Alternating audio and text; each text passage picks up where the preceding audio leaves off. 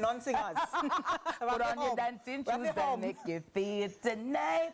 We're gonna rock till morning light. Hey, I gotta tell you, home tea, good morning. Hi, Uncle Mikey Bennett. Mwah, good morning. Hey, she really feel the Christmas, you know? No, I love it. No. Hey, she feel it, no, you know? the only thing I don't like about the Christmas is the traffic. The congestion, it is getting on top of my nerves. By the way, where are you going? Why don't you stay home and make weekend drive on the road? So every day, stay home? as daylight before day morning. I mean, like sometimes I want to take it if the people them sleep on the road. It's a real thing. Because how at 11 o'clock is the road ram? It's true. Where are y'all? Y'all are not at work. Go home. Where are you guys? Stay home. But I love Christmas. It's like when I came in and I saw the decorations, courtesy of the Christmas place. This morning, I really felt warm and fuzzy. Bill. Yeah, vibes Bill. Yeah. I like that. Yeah, I like that. But welcome back.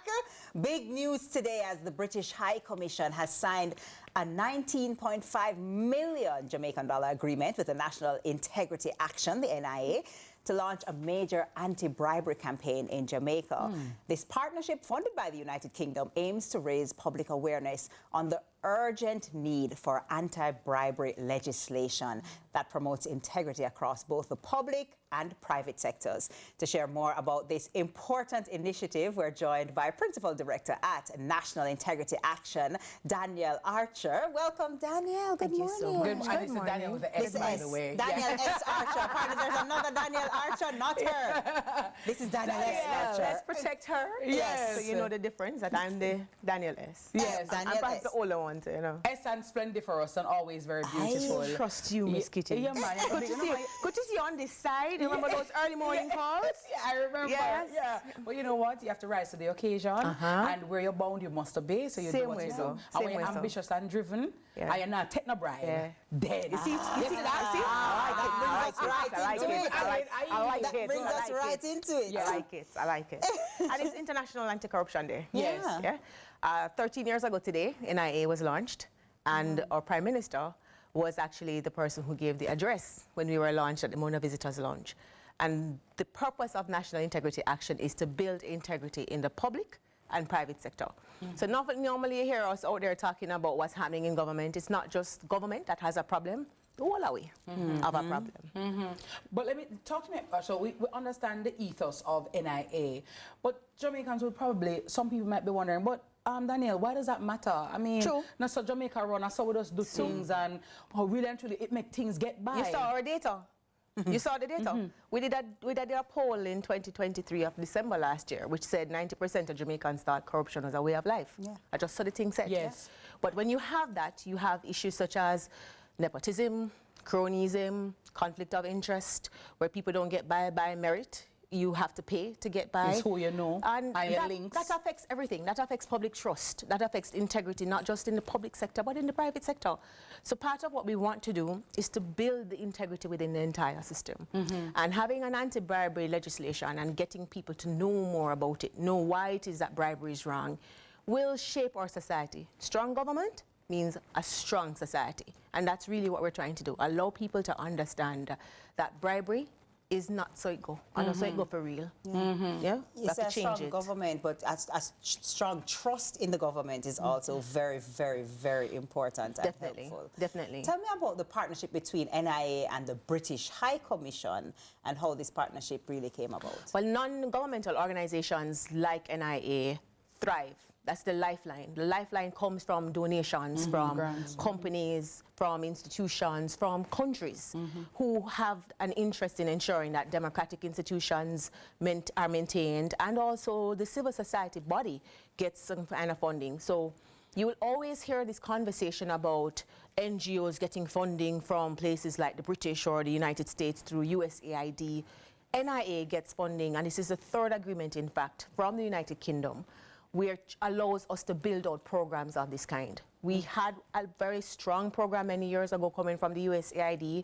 Through that program, we were able to see, you know, seeing those ads from NIA, anti-corruption, cost of corruption. We had a blast, multimedia, educating, and that lift hid the whole notion of corruption into the minds of people. It became mainstream. Yes. So what we wanted to do with this is, having submitted a proposal, the British were encouraged by the fact that we thought that there was room for that, to build consistency in our campaign to educate the public more about the impact of corruption.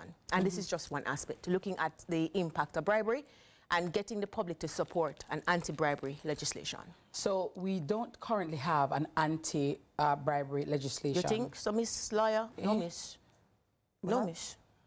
We don't. No, we don't have none. No, I know, that's what I'm saying. So we don't have one. So talk to me about the steps. No, I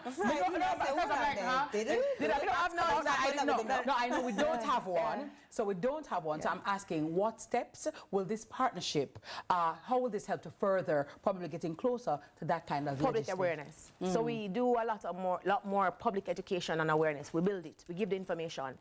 Our survey in December showed that Jamaicans wanted to know more about corruption, and you'll agree with me, corruption is a huge topic. Yes. You have so many different moving parts and layers. And building on that information, we wanted to respond to the desire to know more. And so this will give you the information. So we're hoping to be able to have targeted messaging campaign, a digital campaign. We're also going to have some pop-ups where we can have conversations and genuinely show people the impact that it is having. Right. We talk about vast resources. So last week, what made the news was Jam's headline about the $3 trillion that is unaccounted for. No, we want to build on that. If you're talking about unaccounted monies, then we need to have that conversation as to where is it going? Where could it possibly go?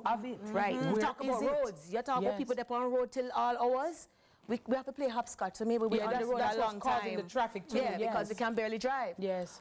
Where do the resources go? Monies are allotted to fix the roads, and enough is allotted to make sure it's fixed correctly. Yes. But what's happening? Where is it going? Who is getting it? And who is being held accountable? Correct. So we want to do and have that conversation so that people understand that corruption has a great impact on our lives, on our everyday lives. So like, an anti-bribery legislation, about how long will that take? Because normally, sometimes, you know, Danielle, we hear about these things and it's all good and airy-fairy, and then we nobody hear nothing about it, or it doesn't happen for years and years and years. So we start the process. You eat an elephant one bite at a time. We don't have one. We've not had a conversation about it, but we're doing so today. Very well. Yes? So we're going to start it by having that education campaign, building awareness so that persons can start asking. Part of this is also sensitizing the public that you can ask for laws that will make your society better. And so that's what we want to do. So, Ms. Kitty, you appreciate that it takes a long time to pass legislation. But if we give people the information and they start to ask, we're going into an election season. Wouldn't you like to hear which politician, which parliamentarian is supportive of an anti-bribery legislation? Because you then know where their minds are and what their intentions are. And that's what we want. So people start to ask, make it a part of the elections. Ask your MPs, where do you stand on anti-bribery? What's your position when it comes to anti-bribery legislation? Where do you stand when it comes to nepotism and cronyism and making that a crime? How about conflict of interest? You see where I'm going? Yeah. Getting the people to start to ask these questions, to start talking. That's what we want to do. And that's what the funds allow us to do. It allows us to build out a network. We have integrity schools.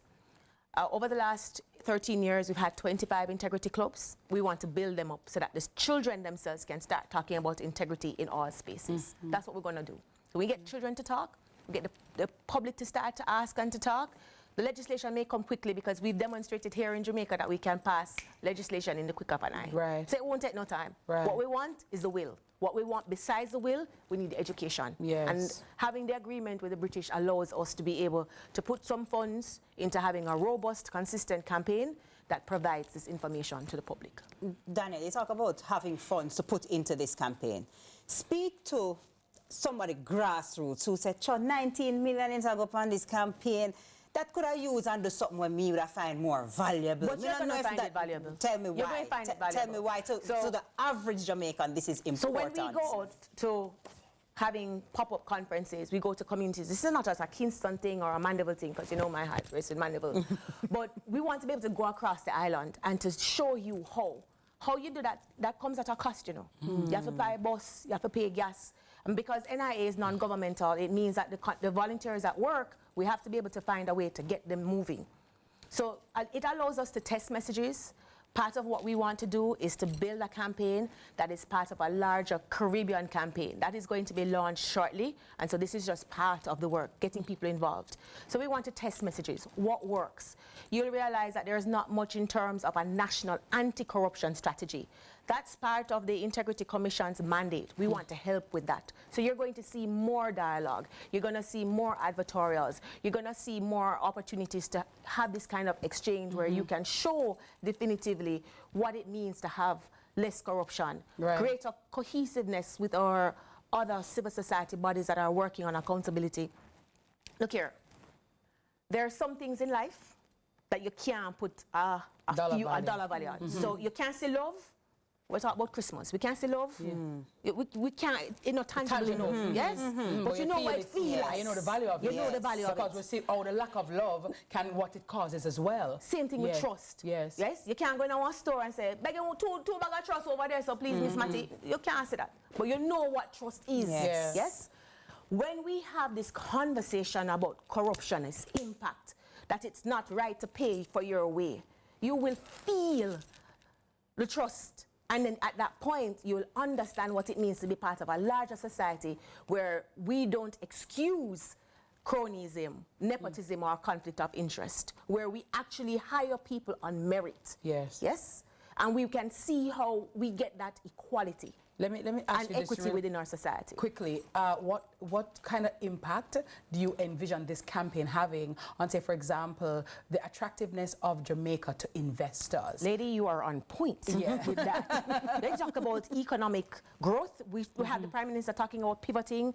We've had many years where we're talking about growth in the economy and we're attracting investors. One of the challenges that investors have coming into Jamaica is you have to pay some money to get somewhere. Yes, it's not just at the top, it's at the bottom.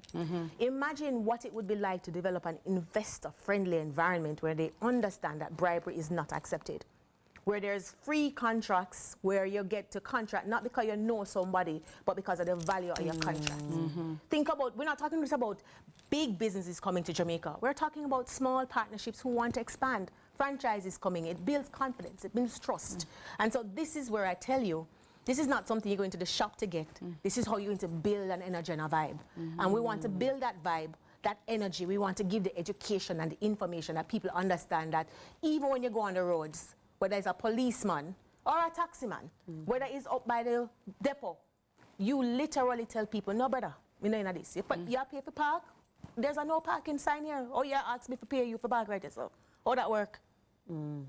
It's a change. Yeah, paradigm. A huge change. It's a change. We started one by a time. There you go. And that's what we're seeking to do. That's exactly what we're seeking. And we don't do this overnight.